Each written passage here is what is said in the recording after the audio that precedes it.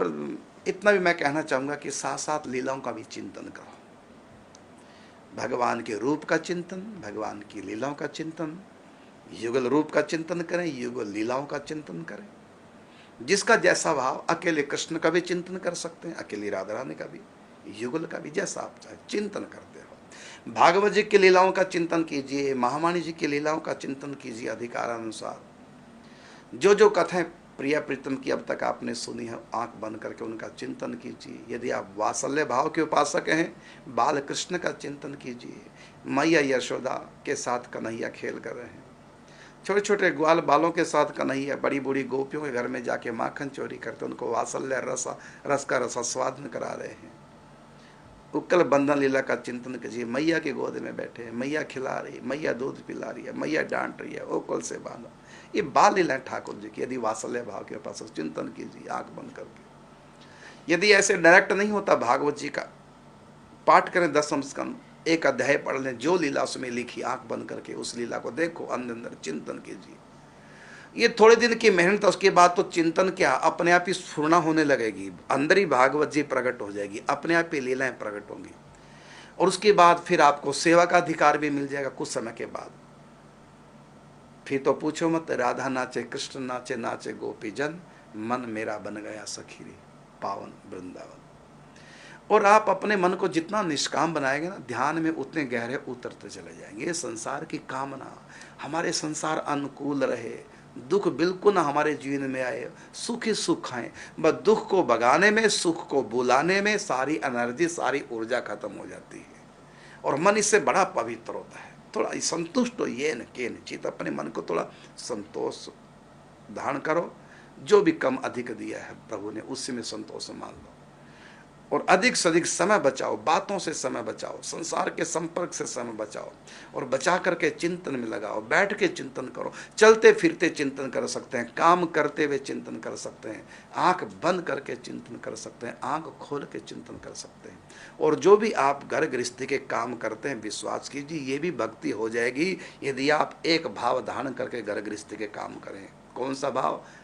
कि मैं कर्तव्यों का पालन कर रहा हूँ, ये शास्त्र आज्ञा है कर्तव्य का पालन करना, और शास्त्र की आज्ञा मेरे ठाकुर जी की आज्ञा। मैं तो अपने प्रभु को प्रसन्न करने के लिए उनकी आज्ञा के अनुसार घर गृहस्थी के सारे काम कर रहा हूँ अपने प्रभु की प्रसन्नता के लिए। इस प्रकार आप नाम जप करते हुए घर गृहस्थी के कर्म करें और साथ में कर्म करते समय इतना भी ध्यान रखें कि भगवान हमको देख रहे हैं। बस धार ले हरि नाम साक्षी, बंदगी कर ले जरा, नैन जो पलटे कबीरा, साईं तो सन्मुख खड़ा। तो चिंतन में भी थोड़ा डूबो, कीर्तन नाम जाप और अपने घर गृहस्थी कर्म भी करो साथ में, और चिंतन में भी डूबो। ज़्यादा नहीं तो कम से कम आधा घंटा 1 घंटा तो चिंतन करना चाहिए, बड़ा आनंद आएगा। अरे आप कीजिए, थोड़ा सा मन को हल्का फुल्का रख करके संतोष दान करो, थोड़ा धैर्य दान करो, ये सद्गुण अपने अंदर लाओ, क्षमा करो और ज़्यादा लोगों की बातें ना सुनो, निंदा चुगली से बचो। मन को बिल्कुल हल्का फुल्का सा रख करके चिंतन में जब गहरे उतरोगे, कुछ समय के बाद अपने आप ही स्फुरना होने लग जाएंगी। बाल्टी आपके हाथ में है तो उसमें चंद्रमा की लाइट पड़ रही है तो चंद्रमा दिखाई नहीं दे रहा क्योंकि ये जल हिल रहा है। जब बाल्टी को आप रखेंगे, बाल्टी रखने के कुछ समय के बाद धीरे धीरे जल शांत होगा, जब शांत होगा तो चंद्रमा की पूरा प्रतिबिंब उसके अंदर पड़ जाएगा। इसी प्रकार से चंचल चित्त है, थोड़ा सा अभ्यास करें और उसके बाद देखना, जब आप अभ्यास करेंगे ध्यान लगने लगेगा और उसके बाद ध्यान लगेगा नहीं, फिर तो होने लगेगा और उसके बाद होगा नहीं बल्कि भगवान ही भीतर प्रकट होंगे। और फिर तो भीतर क्या बाहर क्या दोनों बराबर है, कभी वो बाहर खेल करेंगे, कभी वो भीतर खेल करेंगे। बस राधा नाचे, कृष्ण नाचे, नाचे गोपी जन, मन मेरा बन गया सखीरी पावन वृंदावन। बस लीलाओं का चिंतन, रूप का चिंतन, धाम का चिंतन और कर्म करते हुए चिंतन का अभ्यास कीजिए। मन उधर से हटे ना।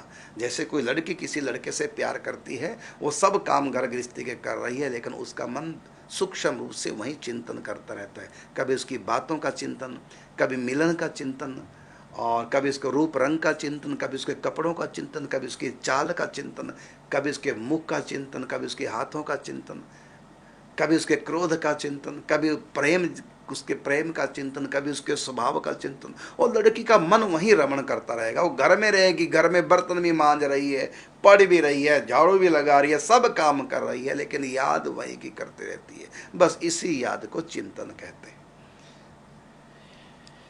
प्रारंभ में थोड़ा सा जोर लगाना पड़ेगा, उसके बाद तो सेल्फ स्टार्ट गाड़ी हो जाएगी, तब तो आनंद ही आनंद। फिर तो हम कहेंगे ना चिंतन छोड़ देना, फिर तो कहोगे कि मिलो चाहे तुम मत कबहू, करो भले मत याद, बस नित्य याद मोकू रहो, क्षण भर जाए ना बाद।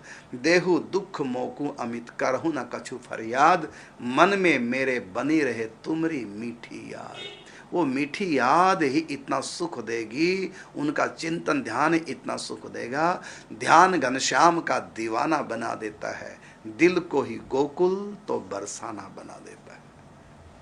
कीजिए थोड़ा सा अभ्यास।